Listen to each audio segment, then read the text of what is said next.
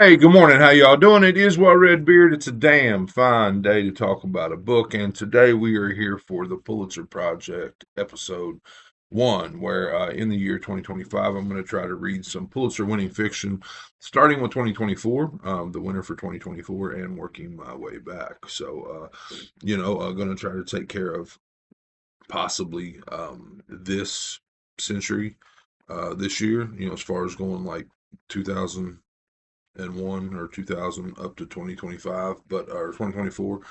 But we'll see. I mean, I'm not gonna try not to obsess over it. So here we go. We're talking about Night Watch by Jayne and Phillips. Again, this one for 2024. It is a good book. I mean, I liked it. Probably a high 3 stars for me. There are some issues in here. I saw a lot of people complaining about like the kind of the way it's written. Like they'll say it's a very very well researched book, but the changes in point of view, and some of it's written in like a stream of consciousness type style from different characters' perspectives, and some of that got trudging, sloggy a bit, I guess, hard to follow, I would say. But yeah, I mean, the gist is we open on a mother and a daughter that are on the road. This is post Civil War, and they're on their way to an insane asylum, a lunatic asylum in West Virginia. And the reasons for that, and I'll go into kind of briefly, but I kind of dug that idea. I mean, this asylum is very castle-like. Again, I've often said I'm a setting guy. I love the Overlook Hotel from The Shining. But anyway, so we're gonna read a little synopsis and then we'll talk a bit more about the book. But yeah, so my thing here is I'm a constant reader. I am by no means a literary genius. I am mostly a horror reader. But I've got goals, and so I'm hoping that I kind of come off as like a normal reader trying to take on these Pulitzer winning books. So synopsis: in 1874, in the wake of the war, erasure, trauma, and namelessness haunts civilians and veterans, renegades and wanderers, freed men and runaways. 12-year-old Kona Lee, the adult in her family for as long as she can remember. I mean, she's a kid, but finds herself on a buckboard wagon journey with her mother Eliza, who hasn't spoken in more than a year. They arrive at the Trans-Allegheny Lunatic Asylum in West Virginia, delivered to the hospital's entrance by a war veteran who has forced himself into their world. There, far from family, a beloved neighbor, and the mountain home they knew, they try to reclaim their lives. The omnipresent vagaries of war and race rise to the surface as we learn their story, their fight to the highest mountain ridges of Western Virginia, the disappearance of Connolly's father, who left for the war and never returned. Meanwhile, in the asylum, they begin to find a new path. Connolly pretends to be her mother's maid. Eliza responds slowly to treatment. They get swept up in the life of the facility. The mysterious man they call the Night Watch, the orphan child called Weed, the fearsome woman who runs the kitchen, the remarkable doctor at the head of the institution. Epic, enthralling, and meticulously crafted, third in a trilogy of war novels. I did not know that. I did not know that this book is the third in a trilogy that includes Machine Dreams and Larkin Termite. Jayne Ann Phillips' Night Watch is a brilliant portrait of family endurance against all odds and a stunning chronicle of surviving war and its aftermath. Okay. This book definitely made me think about the Civil War in a way I'd never thought about it. I mean, it talks about it as our catastrophe, and you kind of realize that families were just ended. Families were blotted out. In this case, we've got a mother and a daughter left on a mountain, and the husband father never comes back, and and it kind of leaves them open, I guess, to invaders. Yeah, I'll go into that a little bit. I'm probably going to ramble some, but the depth of that, I mean, just the loss of a generation of men. It kind of held or kind of really hit me in a way that it maybe hadn't before. It talked about people being left nameless because they because well, all right. So the book follows multiple characters. Connolly is the daughter, the 12-year-old.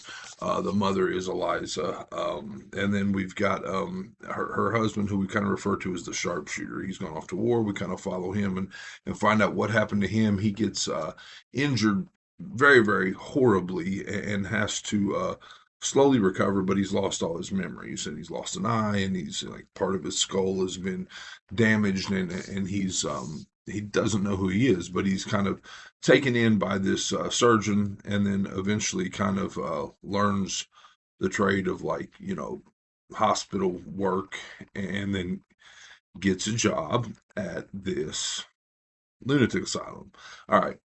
So while he's gone off to war, there's like a 2-year period where a guy we refer to as Papa, because that's what he wants to be called. He is a soldier that comes in there and basically takes over the household, basically sexually assaults, and there's more to it because he had a prisoner with him who tried to sexually assault Eliza, and he kills him, but then he goes on to sexually assault her, but in a different way. And I won't go into that. But basically, takes over the household for like a 2-year period by force. And during that time, Eliza has a baby by him.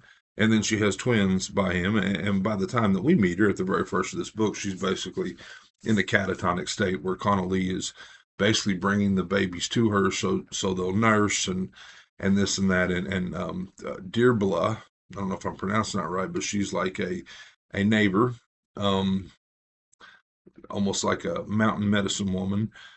She convinces Papa to take them to the lunatic asylum, and then he goes off on his own, but runs into some trouble, and it winds up back there as like this deranged mad criminal. So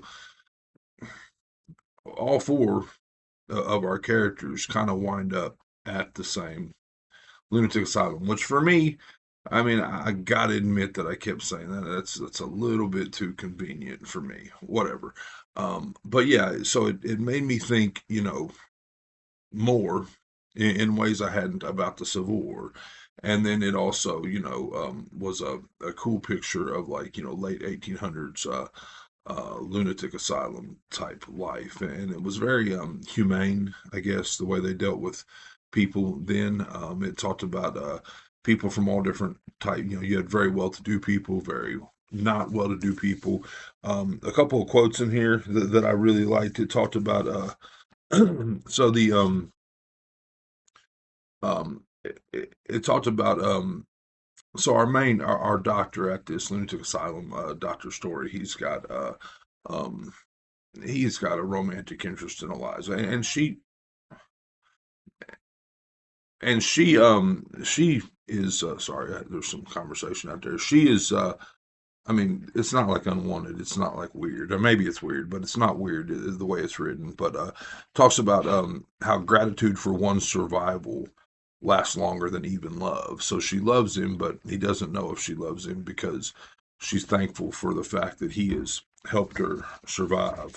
Another part in here that I really liked it talked about so many of our patients, all classes of society, find themselves sole survivors 9 years on of our national catastrophe. So, national catastrophe, the Civil War, people were finding themselves as the sole remaining person of their family. And for me, it kind of made me think about the way things are today because we don't know this America that I live in. You have to think that if you were a male survivor of the Civil War, that took a certain kind of man, I guess, that would survive that. I'm not saying that every survivor of the Civil War was a violent alpha, type person, but if it was a percentage, if a very high percentage of the survivors of the Civil War were that way, and then you look, we're 150 years out from that, and I don't know, you just don't know how much that it changed the landscape of modern day America. And again, just I'm no historical thought factory. I'm no, literary genius, but it really made me think about that type of stuff. So, all of our characters are in the same place. It comes to a head. Eliza realizes that the Night Watch is her husband, and they find each other again, and you kind of think that they're maybe going to have some sort of a happy ending, and Jayne and Phillips steps in to kind of kill that for us. But anyway, it's a good book. It's a good read. Like I said, definitely some sloggy stuff with the point of view and the stream of consciousness. But I enjoyed it, and it's probably 3.5 or more stars, somewhere between 3.5 and 4 for me. So, but it's my first one. It's my first Pulitzer read. Next, we will have Demon Copperhead by Barbara Kingsolver. Really looking forward to that one. Honestly, that's the one that kind of got me wanting to start this project, but I didn't do it. And before I got around to doing it, the 2024 book was chosen. So I started there. But Night Watch, Jayne and Phillips. Hope you enjoyed it. Hope you're enjoying all your books, all of them as much as I am. If not, you're reading the wrong damn books.